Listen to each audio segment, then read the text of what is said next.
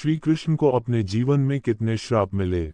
क्या आपने कभी सोचा है कि जो भगवान स्वयं विष्णु के अवतार माने जाते हैं, श्री कृष्ण, क्या उन्हें भी श्राप मिले थे?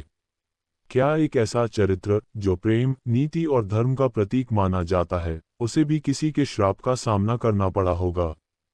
चलिए एक अद्भुत कथा के माध्यम से इस रहस्य से पर्दा उठाते हैं। श्री कृष्ण का जीवन जितना दिव्य था, उतना ही रहस्यमय भी। उनका जन्म ही एक श्राप के परिणामस्वरूप हुआ था। देवकी और वासुदेव के 8वें पुत्र के रूप में जन्म लेने की भविष्यवाणी कंस को मिली थी और यही भविष्यवाणी एक प्रकार का श्राप बन गई। लेकिन क्या आप जानते हैं, उनके जीवन में ऐसे कई श्राप आए जिन्होंने उनके पूरे जीवन और द्वारका की दिशा बदल दी। पहला श्राप था गांधारी का श्राप। महाभारत युद्ध के अंत में जब गांधारी ने अपने 100 पुत्रों को मरा हुआ देखा, तो उन्होंने दुख और क्रोध में आकर श्री कृष्ण को श्राप दिया कि जैसे मेरे कुल का नाश हुआ है, वैसे ही तुम्हारे यादव कुल का भी नाश होगा। ये श्राप द्वारका के विनाश का कारण बना। लेकिन क्या गांधारी ही अकेली थी जिन्होंने श्री कृष्ण को श्राप दिया? नहीं। दुर्बार ऋषि का एक प्रसंग आता है, जब यादवों के कुछ युवकों ने ऋषियों के साथ मजाक किया और नकली गर्भ के साथ किसी को स्त्री बनाकर ऋषियों से प्रश्न किया।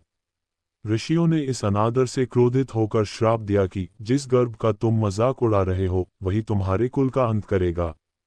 यही गर्भ बाद में लोहदंड बना, जिससे यादवों के आपसी संघर्ष में विनाश हुआ।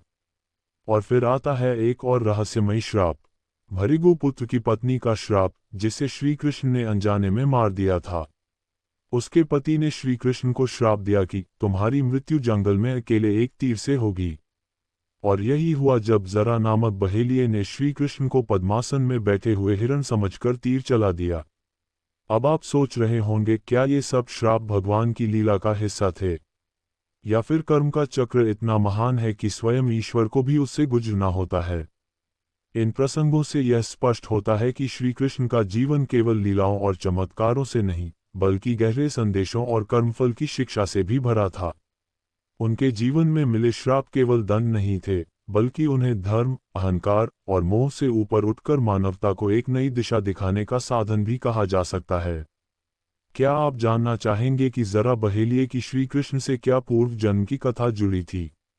या फिर जानना चाहेंगे कि द्वारका का अंत इतना रहस्यमयी क्यों था?